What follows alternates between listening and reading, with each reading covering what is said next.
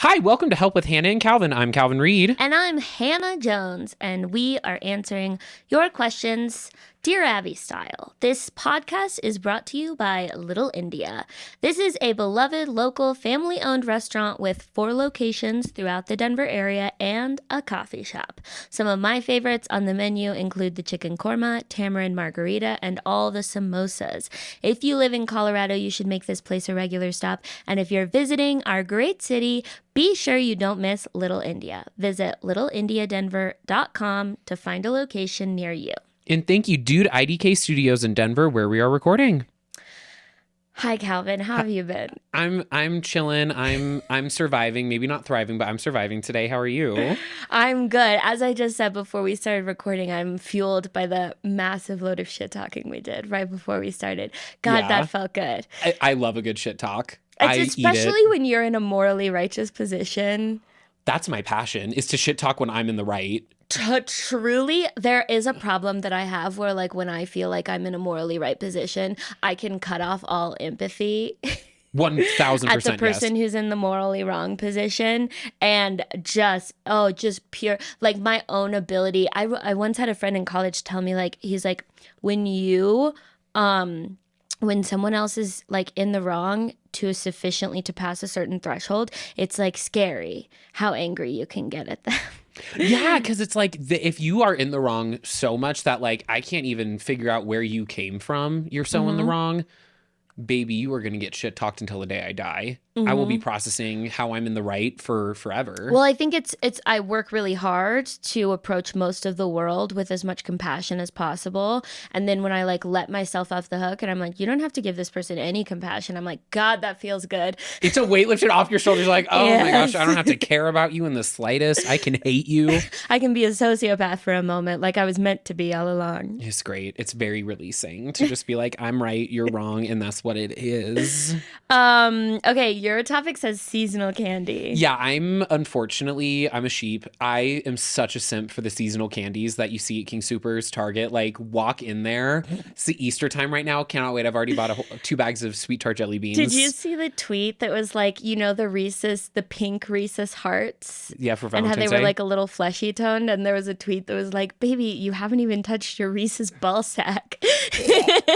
Literally, but catch me eating it during the Valentine's Day time. Something about the Reese's eggs, they, like, taste so much better than a regular Reese's because the top is so soft and perfectly domed. Oh, I love it. Like the Reese's eggs. Those are one of my favorites. I'm a sweet tarts jelly beans Eggs. guy. Eggs. What accent do you have? Eggs. I'm from Colorado, so just like whatever the weird Colorado, like, no You accent also, accent is. I've noticed this every time we do the podcast. Every time that you say the line that's like, and thank you, dude, you say, and thank you, dude. Okay, literally. You lean into that so hard, and it's such a specific accent. No, okay, so I've noticed that I say it weird every single time I say it, and I'm like, why do you say it weird, dumbass? Like, I can't, but I, like, every single time I say it, I'm like, No, try it's and say it charming. right. There's nothing wrong with having an Dude. accent. I find an accent to be hot, but not my accent. Egg. Who like listens to egg? And they're like, that's hot.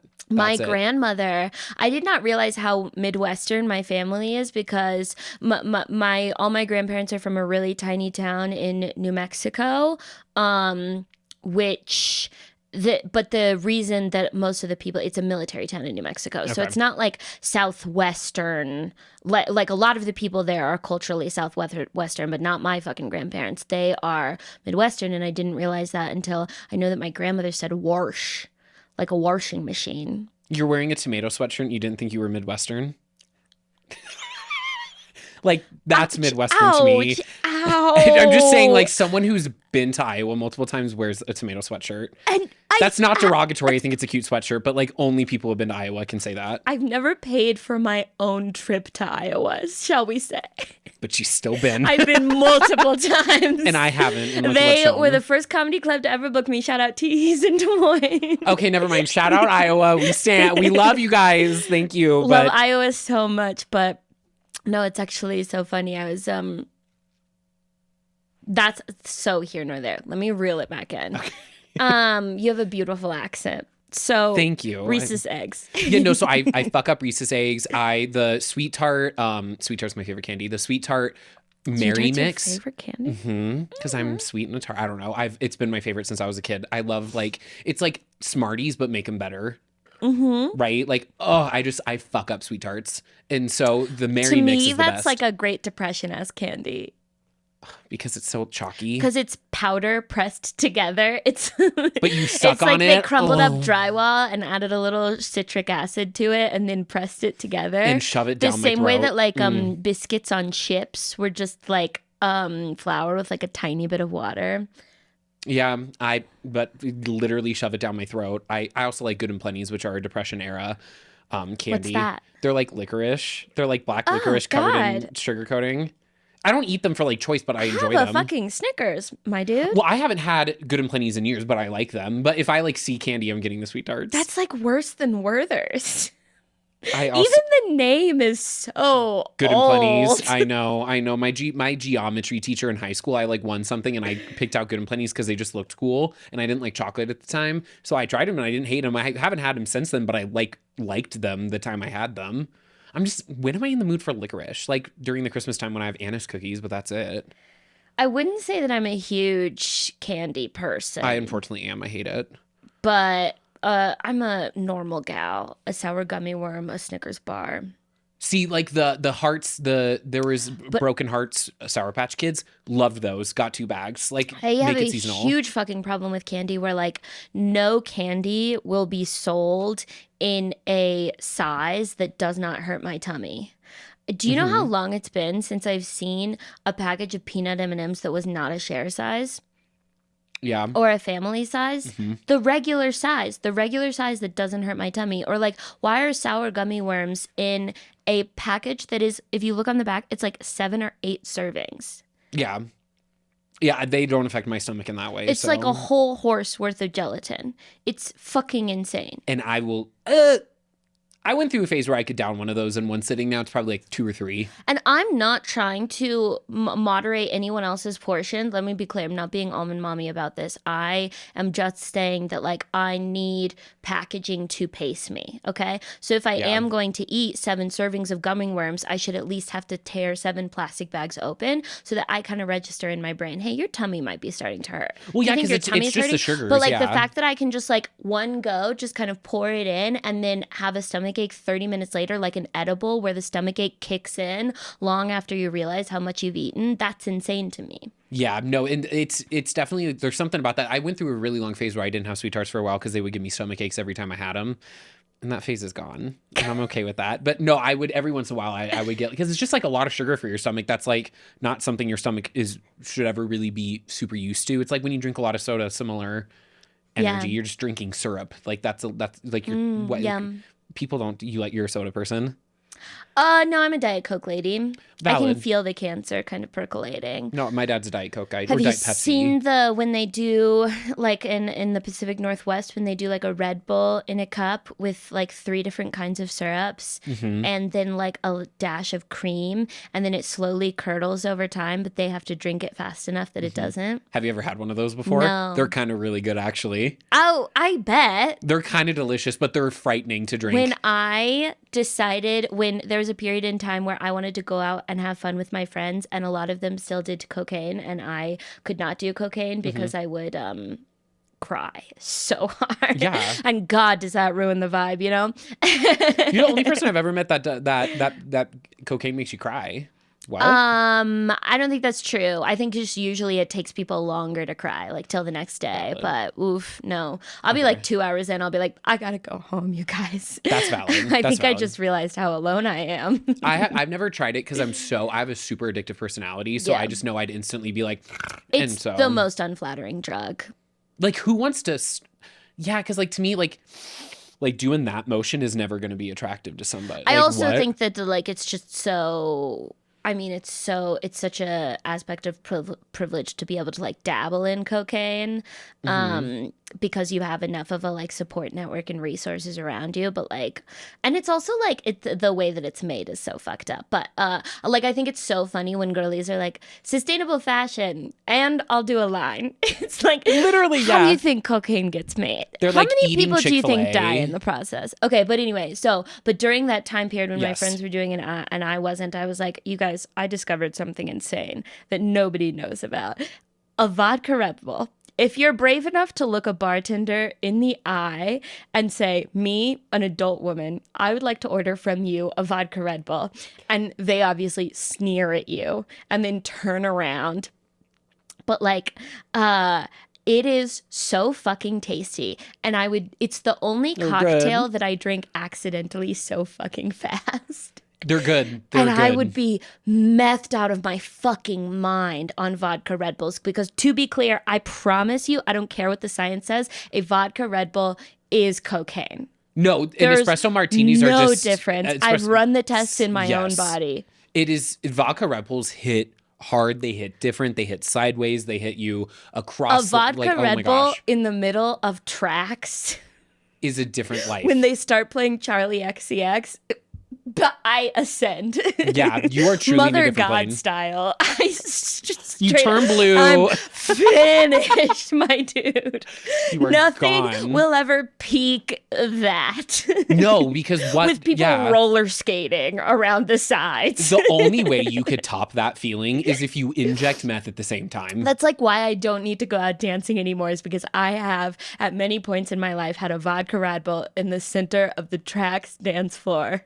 And that's a moment for you. That's like Mm. a coming. That's like a what's the? It's not coming of age. It's like you have to do it to like get through. Purgatory? No, no, not the Catholic thing. No, it's like a rite of passage. Yes. It's a rite of passage. It is course. so a rite of passage to have a vodka Red Bull or at least sips of it in the middle of a gay club, preferably tracks. And I'll be completely honest, I've never felt closer to death. And I have tried most of the drugs, dear God, but that you will be a foot away from God, and he'll be like, are you ready yet? And I'm like, no, I'm going to dance for a little bit longer. And that's the only thing keeping me tethered to this that particular... next morning, you were dead. Dude. You're gone.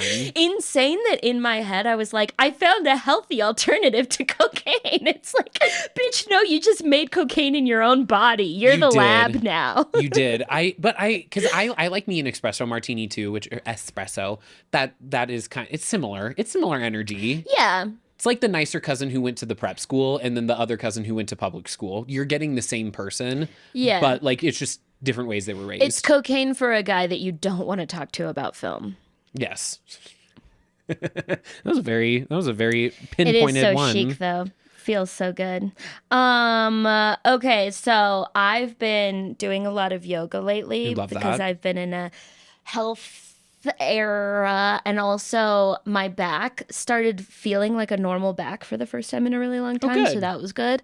But I got a membership because my friend goes all the time, and it was like, I'm just so over weightlifting at this point. It's been too repetitive. I need to have like a program that has novelty in it, but I'm just not interested enough. So anyway, That been makes doing a lot of sense. yoga. I go to a really good studio where it's like very inclusive and like it's not all like skinny young bitches. It's like old people and normal people and like moms and like plenty of queer people and whatever. Love So that.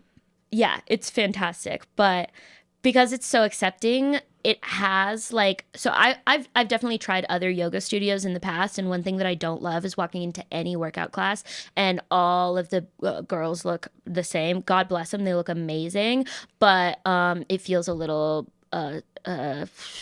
Isolating. did you say a dystopian to me? Okay, that makes If sense. I can't, because I'm a little face blind, and so if it kind of looks like the cast of The Bachelors in there is a little much for me. Yeah. But so I've compared it to different yoga studios, and I will say, matter of fact, 100%, my current yoga studio has like so much more farting than the average yoga studio, and that's such a natural part of a yoga class. You get Yeah. things moving in novel ways. Absolutely, there should be farting, but I was in one class in particular where the only two farts that happened the entire class, one was the direct right side of me, and one was the direct left side of me.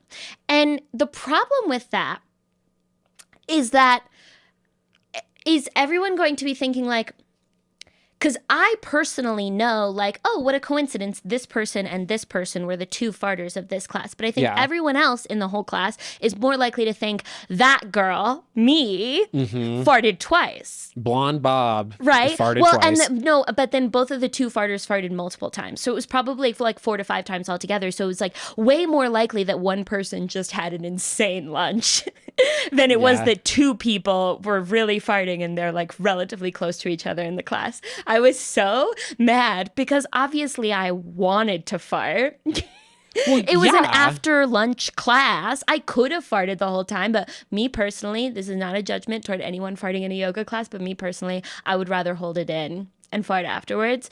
And so I'm like working my core to hold it in the entire time. Meanwhile, everyone else in class is most likely thinking that girl is farting an insane amount. Yeah, like you don't want to prove the point because you don't want to like add to it and be like, well, that was me. And then it's all 3 of us and it's like, what the fuck? What is wrong with you 3? Did they go to lunch together before this? Yeah, like what did y'all have a bean salad? Like what's going on here? So livid because it was so obvious that anyone else would think that it was one person. Yeah, and it was 2. And you could you like hear it or? Oh yeah. Interesting. It's a quiet class. Okay. I mean, it's one soft-spoken lady. Like, there's another thing in my yoga class that makes me so upset because I'm like pretty new and I'm not very flexible, so I'm not very good at yoga. And my teachers, you know, they're so great. They're so inclusive. They make it a point to compliment most people in the class at different points. And so my friend that I go with, they'll be like, oh my God, like Abigail, you know, fantastic like eagle pose or whatever. And I only get complimented on like the most beginner poses. Downward dog. Yeah, they'll be like, Hannah, great tabletop. Great starfish, Hannah. You You're have a really great corpse resting right pose. now. Your corpse pose is the best. Literally the whole time I'm like, I thought my chair was okay today. Like, I lifted my arms really high. Come on. And my friend will get like a great warrior 2, really nice 90-degree bend in the leg. And I'm just over here like, I'll kill myself. Your entire Shavasana was stunning, but you tried your best. That's funny. I have not taken like a yoga class as an adult. I did all the time at one of my gym classes in high school. Like we did like yoga units. So we would do like 3 or 4 weeks of yoga at a time. And I liked it then, but it knocked the wind out of my sails so quickly because at that time I was never working out. I never did like anything. Now I bet you I would probably enjoy it more, but that like scarred me from it because I was bad at it, made me feel inflexible, made me feel weak, and I respect yoga people for that. What I like about my studio is that, because that's my problem, is that like I'm gonna need to use the blocks most of the fucking time. Yeah. But they'll be like, bring some blocks into class. You can always modify, but they don't necessarily tell you how to modify or set it up. But like at my studio, the majority of the class feels like they're pretty much in the same range of flexibility as me. Okay. So we're not doing particularly advanced moves. And whenever they'll like queue up the modification by default, like that's the version they'll explain. They'll explain the version with blocks, and then anyone who doesn't need the blocks will just like kind of know that they're beyond the blocks. And they just like won't grab the blocks. So that's what's really nice about it, is that I feel like the class is for me, and then anyone who's like further into their practice, because there's always like a couple other teachers in the front, can do whatever the fuck they want. That sounds like a really fun class. Yeah. Love that. Come to my yoga. I get a guest pass every month. Oh my gosh, I would totally do that. Yeah. Fun. I Okay. love that. Let's get into our questions for today. But before we do, a couple of announcements. Number 1, I have shows coming up, some tour dates. Portland on March 21st, Seattle on April 13th. If you're thinking about coming to these shows, get your tickets. And then if something comes up, just ask for a refund. But I cannot tell you how frequently I work my fucking little hiney off to sell these shows out, because it's so important to fill up the seats, because I'm like paying for these rooms. I have to fill up the seats or like it's a loss for me. I work so fucking hard, and then someone will message me the moment it sells out and be like, oh, I was gonna get tickets. And then I want to shoot you when you do that. I'm so sorry, but like just get the tickets, and then you can always ask for a refund. I give everybody their refunds, okay? have never gotten a request for a refund and denied it. And it's totally fine with me. I just really appreciate the planning beforehand. Get the ticket. And then if you have a group coming with you later, just get 2 tickets and then find out who's going with you later on. And if you have more people who want to come, get more tickets for them. But it helps so much when you buy the tickets early, because it allows me to not spend literally all day, every day planning Instagram story posts for these shows. So Portland, Seattle, and I've got dates in the works for New York. I'll have been to by the time this podcast comes out, but I'm going to go back and do like a headlining where I rent a space and everybody can come. And yeah, anyway. And I have a show March 14th at Wide Right. Come to that. Don't come to that. I get paid either way. We're at that point and we love it. I'm going to rest in happiness at that point in my comedy career. Hell yeah. This podcast is sponsored by the Patreon. Patrons have first priority to get their questions answered, and they also receive a bonus episode every month. And it's only $3 to subscribe. If you want to ask a question to get answered in a future episode, you can find the link to that form in the podcast description or in either of our link trees or on any of our social media platforms. Oh, and that Patreon is patreon.com/Hannah Jones School. It is a shared Patreon for both of us because this podcast is shared, but it is patreon.com/Hannah Jones School. Alrighty, question number 1. Hi, Hannah and Calvin. I'm terrible at first impressions. I moved to Aurora last year and have yet to make any solid friends here besides one work bestie. I'm queer and non-binary, and in December I saw 2 visibly queer people in parentheses, progress flag pins, colored hair, face piercings, etc. I know what you mean. You're right, though. You're not wrong. Moving into my apartment building directly above me. They saw me with my dogs and gave them treats. I introduced the dogs, but not myself, and never got their names. I metaphorically banged my head against the wall following the interaction. Now, 2 months later, one of them, possibly a third different person, saw me leaving the building and called from their balcony, "I love the strap on your bag," commenting on my Love is Love bag with a rainbow strap. An obvious queer solidarity dog whistle. Whistle. It really is, though. I thanked them and we chatted for a second about our pets. Again, not exchanging names. I'd love to meet these people and get to know them. I fantasize about the sitcom-like friendship I could have by having friends in my apartment building. I also desperately need more queer people in my life. How do I fix these terrible first and second impressions I gave and introduce myself to these people and let them know I'm open to friendship? Signed, Queer with a Quandary. Okay, first of all, so proud of you for kind of like paying attention and being present in your life and seeing these random other queer people in your building as like potential friends. I think a lot of us like forget about that. I don't think you made a bad first impression. I don't know why you think that. I don't even think you made a bad second impression. I think you made 2 fantastic impressions. And now the third step is they live above you, directly above you. So it sounds like you know where they live. Knock on their door with a plate of cookies that you baked. 100%. Yeah. And just be like, hi, I noticed that you're absolutely flaming hot. I noticed that you're kind of a kind of a queer, so we're both a little be like, hey, we talked a couple times before and I'm new in town. You just say, I moved to Aurora last year and I haven't gotten super plugged into the queer community. And as extremely visibly queer people, no. And as 2 obvious weirdos, could you help? Yeah. Just knock on their door with cookies. 100% simplest thing in the world. And say, I haven't gotten plugged into the queer community, because it makes it very clear that you are open and looking for friendship. And it doesn't put that all on them in that moment. But if they have space in their life for new friends, they will absolutely know that you're available for that. And they will most likely know some other queer person on their fucking queer softball team that was redundant. They will most likely have another queer, because people who have queer community, they'll know someone else who's new to town, because it will be like, oh, the like girlfriend of my friend who I've known who's been here for a while, and they'll just like plug you right in.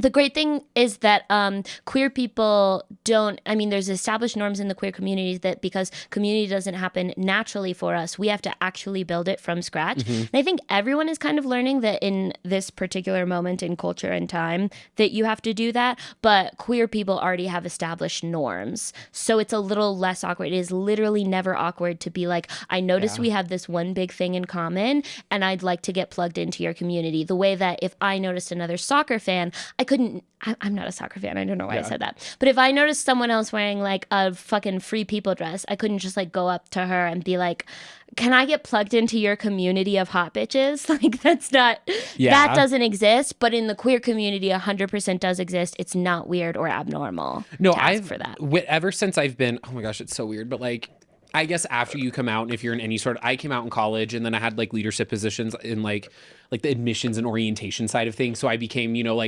like people would see me and I was like one of their first impressions of the school. Yeah. And so but I was out during that time. And so I would have people message me and be like, and oh my one gosh, could like, even how'd you say come out? visibly gay. And one could even say, I opened my mouth and they're like, that's a queerdo. Or I guess auditorily gay. Yeah, I'm auditorily. Well, I know what I look like. I was wearing 5 inchers. Well, in college, everybody does. Nonetheless, it's neither here nor there. Like they would ask me questions about like being gay, and I, being like a senior in college, I'm not like looking for brand new friends. Like I already have my friend group pretty established. But the last thing I will ever do is like not help a queer person. Like if I see that you're a little gay and you have a question about making friends, I'll tell you every single gay bar I've been to. I'll give you every single rundown I've had. I'll tell you all the nights that they have. I'll give you information to try and like set you up for success because I know how isolating it can be. It is profoundly impactful to speak into the world what you want, even from people who are not going to give that to you. Like an example of this being that like I have probably like a lot of single friends, but I had 2 specific friends that like talk more about specifically online dating than other friends and would just like talk about going on dates. And because they were top of mind as like, oh, these are friends who are actively dating and actively looking, I ended up setting them up. And it's like, I'm not someone who's setting up people all the time, but the fact that that was something that came up in conversation and that they made really clear they'd be down for, I was like, oh, of course I would set this person up.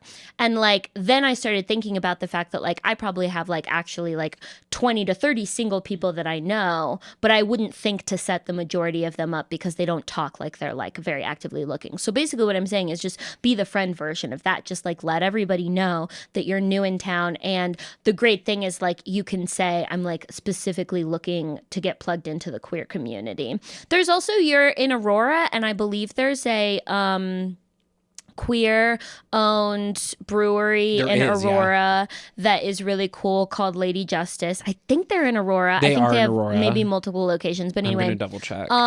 Go to Lady Justice and ask the bartenders there. I'm sure they have like gay trivia and gay events and stuff, to ask them to sponsor this podcast, because I emailed them but they didn't get back to us, but just totally fine because they are busy people. But Cerebral Brewing in Aurora is also queer friendly. That is another place. And specifically a brewery as opposed to a bar is great because breweries are a little more of that like sitcom vibe that you're looking for, where like they have those events that are specifically going to bring people together. So, and also you're not terrible at first impressions. No, so you're not. Let's work on not using the negative language, because it most maybe you're a little awkward. Guess what? All queer people are awkward. Okay. We all have our moments. Everybody is awkward. Truly. You just meet people who are awkward. People who have a lot of friends are not people who are less awkward. They are by and large people who have like a different definition of awkward, and they'll walk away from an interaction and they'll be like, I don't see anything wrong with that interaction. Like the first words you exchange with someone are not pre-written. So the timing's not going to be perfect, and maybe you talk over each other for a second. It's not, there is nothing weird about that. But if you have TV brain and you have media brain and you're just not used to what real conversations sound like, it can feel more awkward than it is. But it sounds like you did a fantastic job at having quick, lighthearted conversations with the people that you live around. When I was new in town, I had this disease where I could not have an unpredicted conversation with fucking anybody. Okay. Part of that was because I was a barista, and after I got off work, I was so socially drained, I could not imagine exchanging any words with anyone. I would like not go to a place that didn't have self-checkout. It was like so bad. That makes sense, yeah. I fucking hated interactions. And I could not, like, I could barely get out like a hello to the people I passed in my building every day. It was like so bothered me. Yeah. I mean, also everybody's social battery is different, but it also Yeah. doesn't sound like you are like literally you're just like complimenting. They're complimenting. They do the dog whistle, the gay dog whistle, which that there's no way in hell that was anything but a gay dog whistle. I don't look at someone's rainbow stuff and go, that's cute, and not mean, I know what you are. Yeah. Like, that's fine. It's good. It's like a comfort for me. It's just like, yeah, we're on the same page. Let's go off. We're friends. The only time I truly compliment Pride material is during Pride. I'm not ever going to compliment a rainbow unless being like, hey, we're on the same team. I got Yeah. you. Because rainbow's just not uber cute. But Trisha Paytas covers that in her podcast. I wear won't. baggy enough pants that I don't generally have to. I don't think you or I ever have the problem of not being perceived as a little queer. Yeah. And good for us. We've worked hard to get here. I didn't. I truly, this is just the life that I am. Well, I my personality never changed Yeah. post coming out, so I guess it's just how I've always been. Gregarious. So the last person I went on a date called me gregarious. I was like, that feels. You are. I know, but I don't like that word. It's like Oh, I don't know. okay. It sounds like the BFG, like the big friendly giant. It just sounds like a word the big friendly giant would use. No. I don't know. Okay, we can say charismatic. That's the word I like. Mm-hmm. Call me a superhero. Don't call me that. Like gregarious sounds like the villain version of charismatic. Sure. Okay. I'm looking too into it. It's fine. No, you can have that I'll have that. association in your mind. We'll have it. I'll take it. Whatever. We ended things anyways. It doesn't matter. Anyway, it sounds like you're doing a really, really great job. Don't be hard on yourself. Bake them something. Bake them cookies, bake them Queer brownies. people really love people who can cook. Yes, that is very true. Even if you do like the Pillsbury cookies, they're really good. Next question. Should I ask my ex-partner's old best friend to go out for drinks? It's been 5 years since that relationship ended. Their friend is recently single and I've always had a crush on them. A mutual friend recently told me that they may not be very close friends anymore. Should I reach out to them? If so, how? Signed, Clueless in Colorado. I mean, part of me is like, if it's been that long, you know. There's nothing wrong. There's nothing morally wrong with doing that. I personally feel that this is a moment, a like canon event for the karma of your life. And I personally feel that someday someone who you had a situationship with, who you are not over, but they are totally over you, is going to like date your best friend and think there's no problem with it. Because the fact is that, like, of course you don't care. Of course you don't think there's anything wrong with it. It sounds like you probably dumped your ex.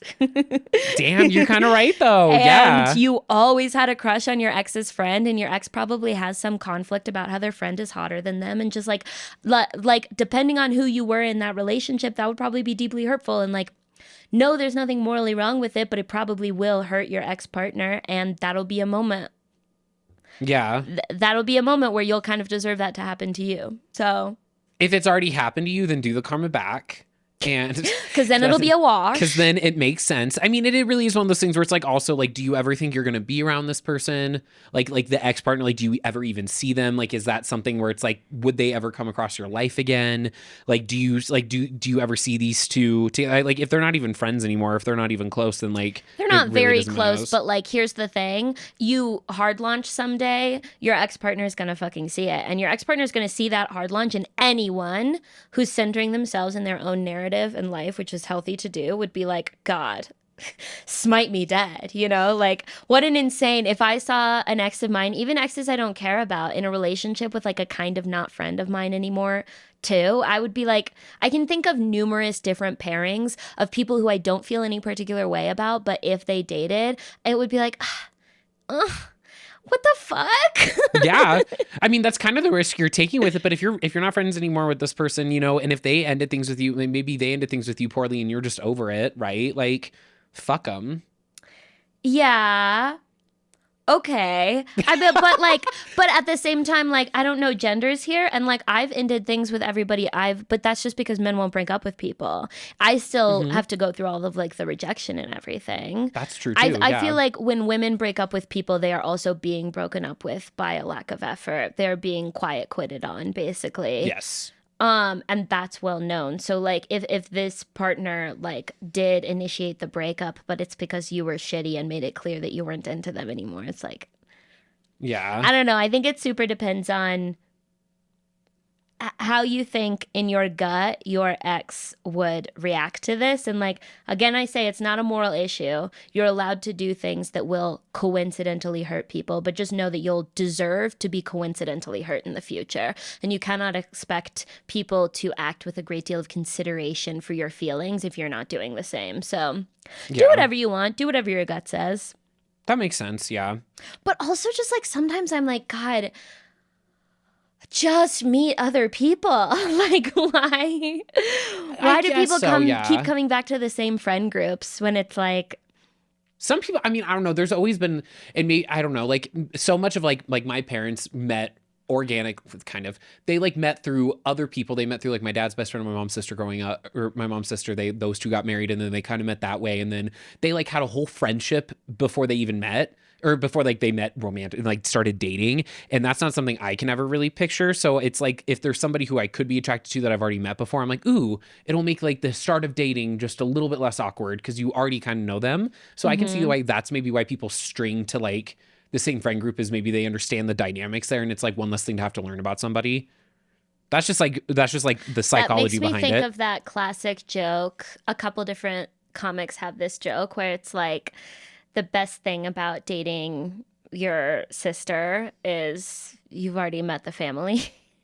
Kind of, yeah, though, right? Like, it's something where it's like you kind of, if you already are aware of the dynamics, you possibly think you might still know this person. If you haven't seen either one, like the ex or the friend in 5 years, obviously people can change. I'm not nearly the same person I was 5 years ago. So it's like there is that to be taken in consideration. But I can see why there's like a level of want with familiarity. I hate change. I fucking hate change. So if I can do as little amount of change as possible, I'm probably going to do that route. Do whatever you want. Clueless in Colorado. Do whatever you want, CNC. Yeah, it's fine. Okay. So then I was on the topic of like, oh, that's so funny because you often think about like dating your friend's ex, but there's not a lot about like dating your ex's friend. So I went on Reddit to find an Am I the Asshole about kind of a similar situation. Okay. I dated a guy, let's call him Dave, for about 10 months. Dave and I had a lot of problems. He had an aversion to commitment, so he never put a label on things. He was constantly drunk, unmotivated, and by month 6, we were both extremely unhappy. He was unemployed out of college and would not apply for any jobs he saw as below him, like waiting tables. It came out that his dad cheated on his mom. There was a lot going for him, and he seemed to cling to the relationship for stability. It's important to note here that Dave and I were friends for 2 years before we dated, and he helped me through quite a bit. So every time I expressed how deeply unhappy I was, he'd beg for 2 more weeks, insistent that whatever job he'd just applied for would definitely come through and things would get better when he was working. And every time I backed off and agreed to 2 more weeks. That went on for months before I finally called it off. I developed an attraction to our mutual friend, but out of respect for my quasi-relationship, completely cut contact with said guy as soon as I noticed the attraction. This is important for later. Come to find out, he lied to me about graduating school. He actually failed out, and that's why no jobs were working out. I'm still pretty angry about this. He had to have known every time he begged for 2 more weeks that if he was refusing to apply to jobs that were below him, that he wasn't going to get a job at all. It was an awful relationship. So remember that friend? Let's call him Bruce. Bruce and I reconnected after I broke up with Dave. Important. 1, I did not meet Bruce through Dave. I met them independently at the same time about 3 years ago. 2, Bruce and Dave are not particularly close. They were in the same fraternity of 70-some guys, but ran in mostly different circles with very little overlap. 3, nothing ever happened between Bruce and I while I was dating Dave. I just noticed I had a crush and stopped talking to or hanging out with Bruce. Bruce and I started dating 3 months after my breakup with Dave. I'm incredibly happy. It's a much better fit and a much healthier relationship.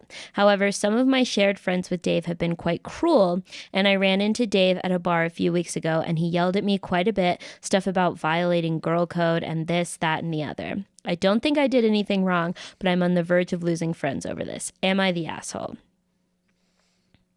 I don't think you are, really. It's kind of the same one as the last one, where there's not really like a moral Like this isn't the best friend. You were fraternity Yeah. brothers. That is like, come on. I don't think you're the asshole, but I mean, it depends on what level of cruelty. Obviously, Dave was out of line for yelling at you because you just can't yell at other adults. And also, guys don't get to talk on girl code. But I think I would have expected, I think this is the kind of action that's not morally wrong, but you can expect to lose some friends over it. Like, and if they would rather be friends with Dave after how Dave treated you, that says enough about their own friendship. Like if Dave was truly this like really shitty person to you, then like fuck them for like still wanting to be friends with Dave after that, because that's like a fucked up relationship he put you through. It's also college bar friends. Like these are not lifelong friends that you really need to worry about. It sounds like you have a pretty big network because you were involved in Greek life tangentially. And so like, yeah, you can stand to lose most of these friends. And if you're hanging out with a lot of frat guys, most likely you are going to experience a great deal of cruelty no matter what you do from being presumably a woman. So I would say that the real thing is that, like you said, important. I didn't miss Bruce through Dave. I don't find that important. 2, Bruce and Dave are not particularly close. That sounds like something Bruce says when he's trying to fuck. Oh, I wasn't even really that good of friends with Dave, honestly. And 3, nothing ever happened between Bruce and I while I was dating Dave. Okay, yeah, we get it. You did not like cheat on Dave with Bruce 100%.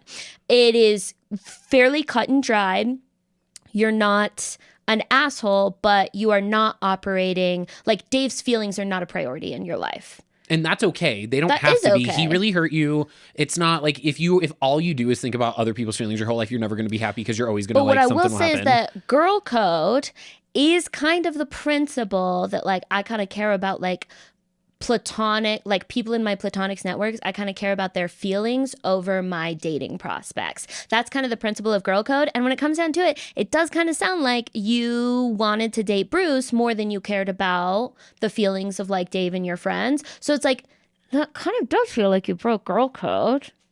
A little bit, yeah. I don't think that's a crime. I don't think that makes you a bad person. I just feel like that's probably pretty a fair assessment. I feel like it almost reversed itself when Dave called you out for breaking girl code. It's like, no. Yeah, Dave should have called Bruce out for breaking bro code. And then it would have sat different. But it sounds like too. Bruce wasn't at that fucking bar. He probably never called or texted Bruce. Probably don't hang out with all those frat guys anymore because also you're out of college. Let's get new friends.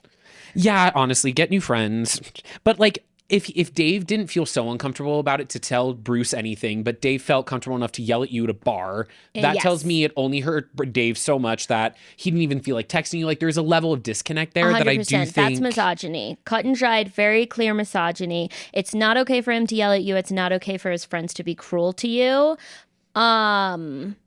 But you're an asshole in their story. But like, I would say you're not. I don't think I did anything wrong. It's like, okay, fair enough. But I will say that like, if you live the rest of your life with this kind of like same priorities, you will probably elicit some more of those same unfair reactions. Yes. And especially if you're hanging out with frat boys your entire life, sometimes some of them never mature. So some do, some don't. And so if you spend your entire life with frat boys, that might just be a natural consequence of the group of people you hang out with. I hang out with dramatic theater kids outside of my comedy friends, and that causes sometimes there to be just a little bit more drama.